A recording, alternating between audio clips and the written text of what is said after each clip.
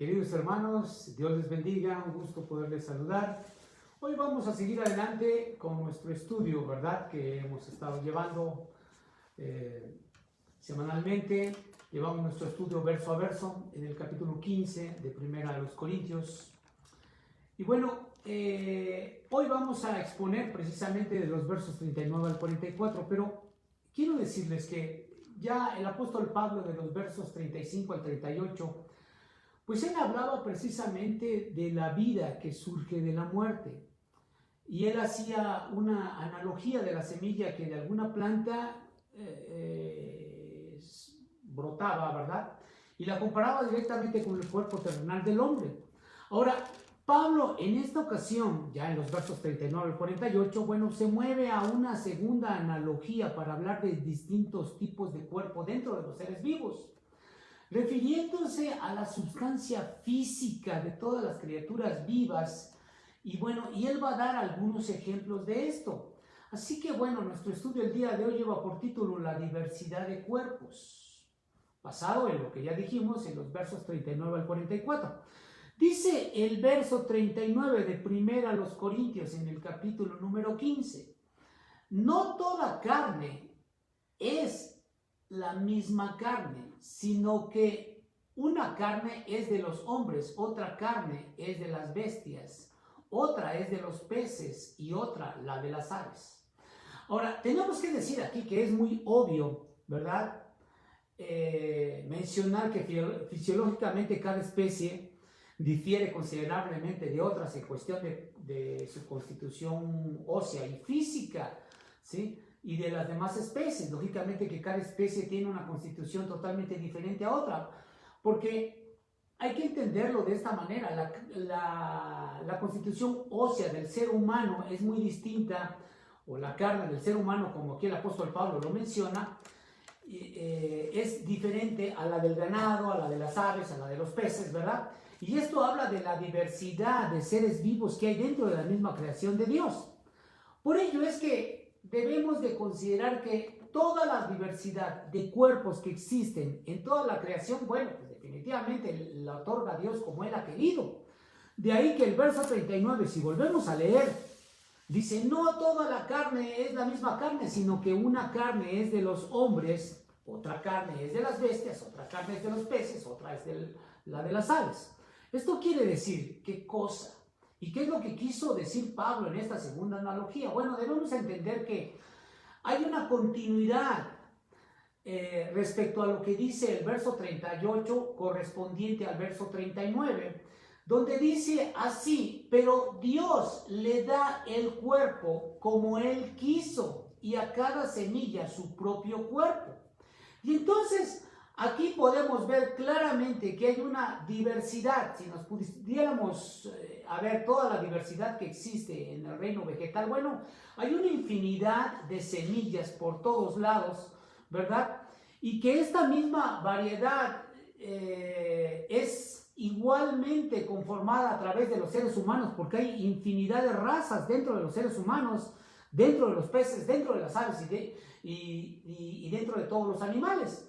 Entonces, aquí podemos decir claramente que Dios colocó, esto lo avala directamente la Escritura desde el Génesis, donde Dios claramente colocó a los seres humanos por sobre todas las especies de los seres vivos.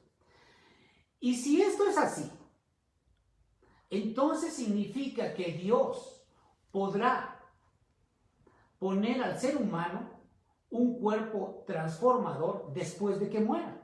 Y este mismo cuerpo será glorificado. Entonces pudiéramos decir, bueno, no fue el mismo Dios quien puso a Adán como cabeza de toda la creación, no lo coronó de gloria y de honor. Entonces no podría ser Dios al ser humano después de morir un cuerpo glorificado y transformado. Por supuesto que sí. Por ello es que esto mismo reclama una acción de fe de parte de todos los creyentes en Jesucristo, que seremos transformados cuando nosotros muramos y que nuestro cuerpo será glorificado el día que el Señor decida venir por nosotros. Y entonces en ese hecho portentoso Dios va a transformar nuestras vidas y ya no precisamente en cuerpos terrenales los va a materializar, sino los va a hacer como cuerpos glorificados, para glorificar su nombre y para cohabitar en el reino de los cielos. Por ello es que dice claramente ahí, el verso 40, y hay cuerpos celestiales y cuerpos terrenales, pero una es la gloria de los celestiales y otra la gloria de los terrenales. Verso 41, una es la gloria del sol, otra la gloria de la luna y otra la gloria de las estrellas, pues una estrella es diferente de otra en gloria. ¿Qué es este trabalenguas que estamos leyendo? ¿Cómo lo vamos a poder desmenuzar? Bueno, aquí debemos entender que si bien existe una diversidad de cuerpos, también en el universo hay una infinidad de cuerpos y de seres vivos. Podríamos decir, estamos hablando de los seres vivos que habitan dentro de la misma tierra, ¿verdad? Ahora, ¿qué significa todo esto? Hay una tercera analogía en donde Pablo claramente se refiere a los cuerpos del universo como los astros, como el sol, la luna, las estrellas, y las compara con las criaturas que habitan en la tierra, y que hay una enorme diferencia entre unos y otros. Ahora, la primera parte del verso 40 apunta directamente al hecho de que hay cuerpos celestiales y cuerpos terrenales. O sea, Pablo aquí no está hablando precisamente de ángeles como cuerpos celestiales, sino que está hablando de cuerpos celestiales como los planetas, como las estrellas que están en el universo y que están fuera de la Tierra.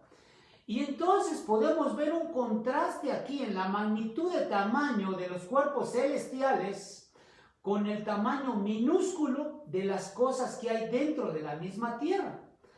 Ahora, ¿qué significa esto de los cuerpos celestiales? Bueno, Pablo en algún sentido se está refiriendo a estos planetas que están en el firmamento y no precisamente a lo que ya dijimos, a los ángeles, ¿verdad? Que podrían ser invisibles al mismo ojo humano. Entonces pudiéramos sacar a conclusión que tanto el verso 40 como el verso 41 demuestra algo importante, ¿verdad? Que solamente al hablar de astros celestiales, ¿sí? Significa que está hablando de planetas, está hablando del sol y la luna y no de otra cosa. Pero aquí lo importante en esta analogía no es la magnitud o la pequeñez de ciertos objetos, sino el esplendor que cada uno tiene por sí mismo. Y entonces pudiéramos considerar que al momento de que el mismo Señor le pone en las palabras del apóstol Pablo en el verso 40 y 41 y dice, y hay cuerpos celestiales y cuerpos terrenales, pero una es la gloria de los celestiales y otra la de los terrenales. Una es la gloria del sol, otra la gloria de la luna y otra la gloria de las estrellas, pues una estrella es diferente a otra en gloria. Bueno, está diciendo claramente aquí el apóstol Pablo que si bien aparece hasta 5 veces la palabra gloria, apunta hacia otro hecho importante. ¿Cuál es este hecho?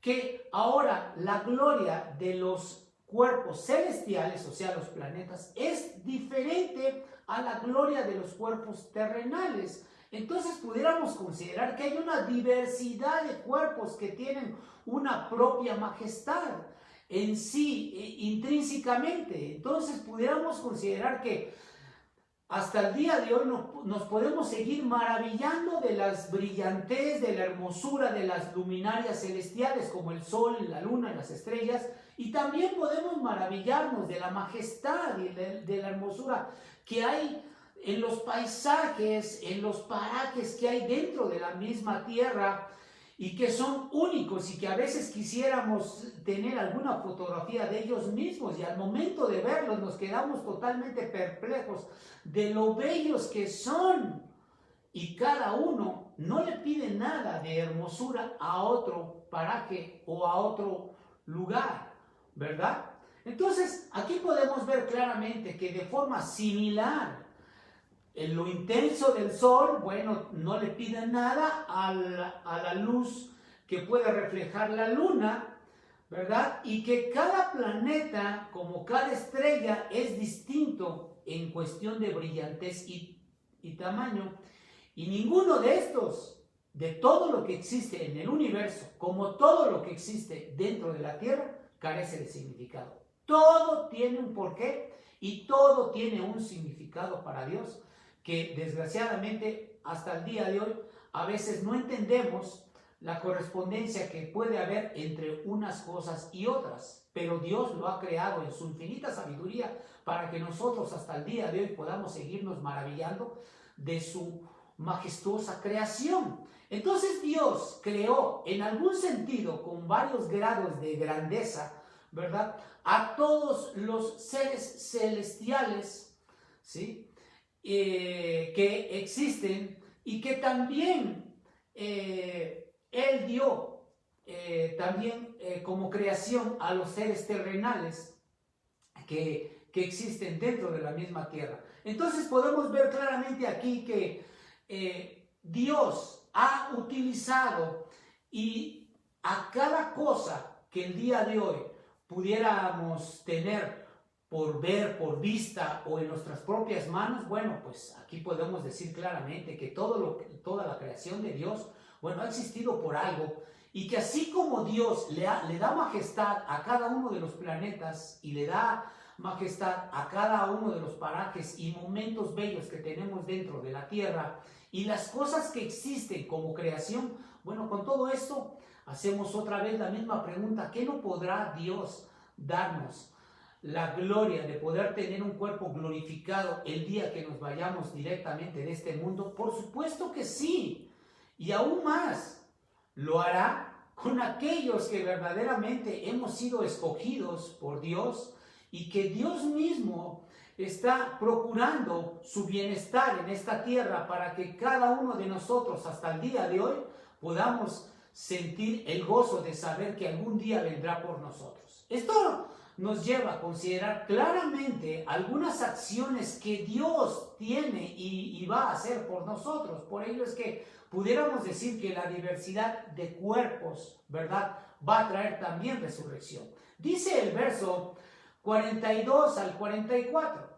Así también es la resurrección de los muertos. Se siembra en corrupción, resucitará en incorrupción. Se siembra en deshonra, resucitará en gloria. Se siembra en debilidad, resucitará en poder. Se siembra en cuerpo animal, resucitará en cuerpo espiritual. Hay cuerpo animal y cuerpo espiritual. Entonces, la primera parte del verso 42 dice: así también es la resurrección de los muertos. Pablo concluye después de versos anteriores todo esto, y él dice claramente aquí que los muertos al venir a resurrección serán iguales como una semilla que se siembra para que después muera y surja algo diferente como una planta hermosa, ¿verdad? Así también el cuerpo del creyente al morir sufre una transformación gloriosa, ¿verdad? De que muere, quedan sus restos ahí, para después, al momento de que venga resurrección, el día que el Señor venga por nosotros, seremos materializados, por decirlo así, en un cuerpo glorificado, para surgir en un cuerpo inmortal y eterno, para glorificar el nombre de nuestro Dios, ¿verdad? Por ello, si bien dice el verso 42, se siembra en corrupción, resucitará en incorrupción.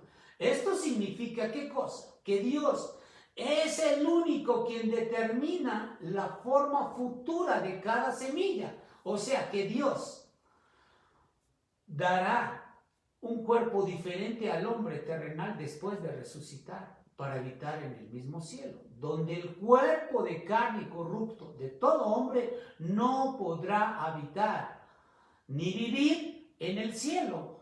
¿Sí? ¿Por qué? Porque es un cuerpo finito, porque es un cuerpo que se enferma, porque necesita alimento físico que solamente hay en la tierra, y que son cosas que no podrán haber en el mismo cielo. Yo creo que entendemos este concepto, ¿verdad? ¿Por qué? Porque en el cielo no podríamos tener un cuerpo físico, sino que vamos a tener un cuerpo glorificado. ¿Quiénes? Solamente aquellos que se arrepientan. Solamente aquellos que busquen al Señor, nuestro Dios, y que genuinamente, verdaderamente obedezcan al Señor y se hayan arrepentido de todos sus pecados. Por ello es que debemos de considerar que todo creyente, sin excepción, tendrá un cuerpo incorruptible para vivir eternamente con Dios, ¿verdad? Y en todo caso, aquellos que no son creyentes, bueno, pues serán condenados a fuego eterno, tal cual como dice Daniel 12:2, que muchos de los que duermen en el polvo de la tierra, bueno, serán despertados, unos para vida eterna y otros para confusión y para vergüenza eterna. Y entonces, ¿qué significa aquí? Que el mundo, a pesar de estar marcado por la corrupción que puede haber, no será aniquilado, sino que siempre será transformado. ¿Por qué? Por lo que dice claramente Filipenses 3, del verso 20 al 21. Dice, mas nuestra ciudadanía, habla para los creyentes, mas nuestra ciudadanía está en los cielos, de donde también esperamos al Salvador, al Señor Jesucristo, el cual transformará el cuerpo de la humillación nuestra para que sea semejante al cuerpo de la gloria suya, por el poder con el cual pueda también sujetar a sí mismo todas las cosas. Dios es el eterno Señor que tiene en sus manos el poder para transformar la vida futura de cada creyente que se ha arrepentido en su corazón. Y a ellos les compete tanto tú como yo. Y en todo caso, por ello es que dice la Escritura en el verso 43, se siembra en deshonra, resucitará en gloria. Toda la gente, así quiero decir, toda la gente que asiste a los servicios funerarios, bueno, muestra un respeto directamente por los muertos que están en los ataúdes, ¿verdad? Pero aún así persiste el hecho de que la muerte despoja en algún sentido al ser humano de toda dignidad. ¿Por qué razón? Porque en un entierro se abandona al cuerpo y se deja para que llegue directamente el polvo de la tierra a ese mismo cuerpo. Y los entierros en algún sentido es un recordatorio constante de la fuerte maldición que hay de parte de Dios hacia la misma raza humana y que vino sobre Adán mismo desde él y sus descendientes.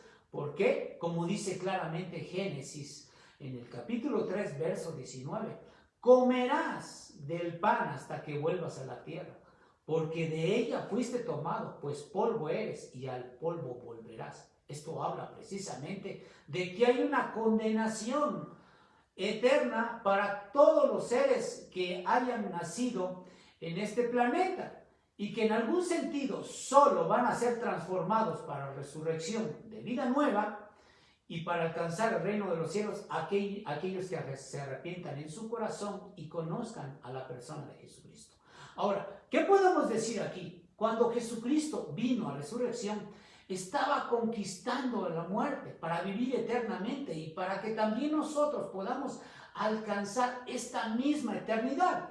Así que pudiéramos pensar que teniendo nosotros un cuerpo terrenal, todavía tenemos que sufrir los efectos de la muerte. ¿Por qué? Porque vamos a volver al polvo de la tierra, pero al final del tiempo resucitaremos en cuerpos glorificados y esta es una grande promesa de parte del Señor para todos aquellos que somos creyentes.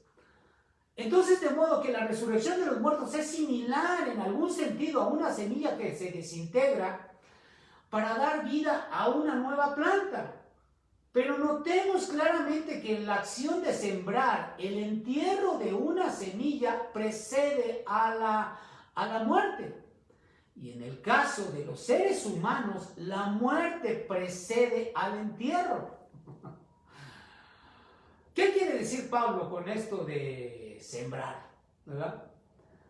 Bueno, existe aquí una sorprendente igualdad entre la semilla y el cuerpo. Una semilla tiene vida, pero cuando es sembrada, pierde la vida para dar vida a una planta. Esto ya lo dijimos. Y en nuestra vida presente moriremos, pero el creyente en Cristo, ¿qué va a suceder? Recibe vida nueva, de acuerdo a lo que dice Juan 17:3. Y permíteme leerte lo que dice Juan 17:3, ahí en el Evangelio de Juan, ¿verdad? Dice, y esta es la vida eterna, que te conozcan a ti, al único Dios verdadero, y a Jesucristo, a quien has enviado. Este efecto solamente lo hace Dios a través del nuevo nacimiento. Solamente lo otorga Dios para aquellos que son escogidos. Solo Dios, en su infinita misericordia y gracia, tiene el poder para transformar los corazones y los cuerpos que irán directamente al reino de los cielos glorificados, ¿verdad? Así que cuando la muerte ocurre y el cuerpo desciende a la tumba, el principio de la vida eterna permanece a plenitud.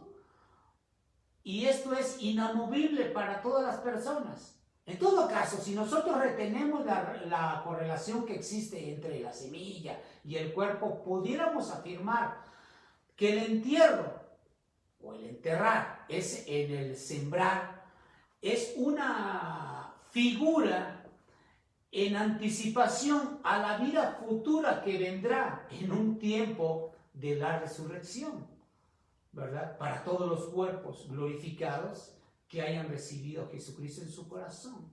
Así que podemos decir que tenemos la promesa de parte del Señor que recibiremos cuerpos glorificados que se reunirán con nuestras almas también algún día en que el Señor lo decida. Así que de este modo la plenitud de la vida eterna viene cuando el cuerpo es renovado y cuando Dios decida llevarnos directamente hasta su presencia. El verso 43 dice, se siembra en deshonra, se resucita en gloria, se siembra en debilidad, resucitará en poder. Cuando la muerte le arranca la vida a un ser humano, a un cuerpo, los restos quedan ahí carentes de poder, carentes de movilidad, carentes de todo. El cadáver no es más que una cáscara de lo que la persona fue. El alma se va directamente de ese cuerpo. Pero cuando el cuerpo vuelva a la vida en gloria y se reúna con el alma de esta persona, bueno, mostrará un poder y una majestad inimaginable. Y esta es una promesa de parte del Señor. ¿Cómo se hará? Este es un gran misterio que solamente Dios nos va a revelar. Y lo va a hacer después que nosotros entremos a la vida eterna. Antes eso no puede suceder y no lo podemos saber, ¿verdad? El verso 44 dice ahí, se siembra cuerpo animal, resucitará en cuerpo espiritual. Aquí hay otro contraste que se da entre el cuerpo físico y el cuerpo espiritual, que apunta directamente al cuerpo cambiado y glorificado de Jesús. Y esta es una analogía de lo que le sucedió a Jesús y que también nos podrá suceder a nosotros mismos.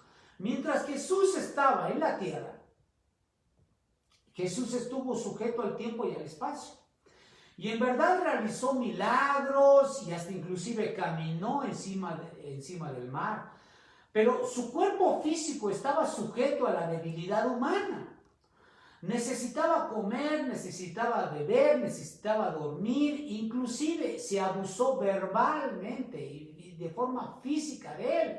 Tan es así que fue llevado a la cruz de forma indescriptible, fue desfigurado en todo su cuerpo, en todo su rostro, y eso lo dice claramente Isaías 53. Su cuerpo, ¿verdad?, sucumbió en la muerte, y la muerte de cruz, y este mismo fue sepultado, y de esto habla precisamente el Evangelio de Jesucristo al inicio del capítulo 15, como habíamos visto ya en semanas anteriores. Pero al resucitar, ¿verdad? El cuerpo había cambiado a tal grado que las leyes del espacio y del tiempo ya no estaban limitadas para él, sino que las puertas de los cerrojos, cuando Jesucristo entró directamente al aposento alto, no le impidieron las paredes el traspasar los cerrojos y los candados de esas puertas para poder entrar y estar directamente con sus discípulos. Y durante 10 apariciones que tuvo subsecuentes con todos los discípulos, bueno, pues aquí podemos ver que él tenía un cuerpo glorificado. Ahora, ¿qué sucede con esta situación? La Escritura no nos dice dónde estuvo Jesús el resto del tiempo después de su ascensión. Pero lo cierto es de que después de su muerte, la ciudadanía que tenía terrenal terminó. ¿Para qué? Para constituirse como un habitante del reino de los cielos. Y esto también nos va a suceder a cada creyente que ha creído en la persona de Jesucristo, que ha glorificado su nombre, que se ha arrepentido de su pecado, ha creído en el ministerio, ha creído en la muerte y la resurrección de mi Señor y Salvador Jesucristo. Y de esto somos parte tú y yo. Por ello, queremos darle la gloria a nuestro Dios, sabiendo de antemano que algún día nos va a llevar directamente a su presencia. Y la transformación en nuestro cuerpo, no sabemos cómo será, pero lo cierto es que será un milagro y una grande promesa para aquellos creyentes en la persona de Jesucristo, para estar directamente en su presencia y habitar eternamente con Él. Que Dios te guarde y vamos a orar. Señor y Padre, te damos las gracias, Señor, por darnos tan grandes promesas para nuestras vidas. Hoy, mi Dios, queremos ponernos en tus manos, rogándote, Padre, que como aquella semilla que muere y es transformada por una planta hermosa, así también el día que nosotros muramos en nuestro cuerpo corruptible, tú nos traigas a resurrección en una forma incorruptible, con unos cuerpos glorificados, hermosos, que solamente glorifiquen tu nombre. A ti, mi Dios, hoy clamamos y te glorificamos, reconociendo que tú eres nuestro Dios, nuestro Salvador, y que algún día nos llevarás directamente a tu presencia. Gracias en el nombre de Jesús. Amén. Que el Señor te bendiga.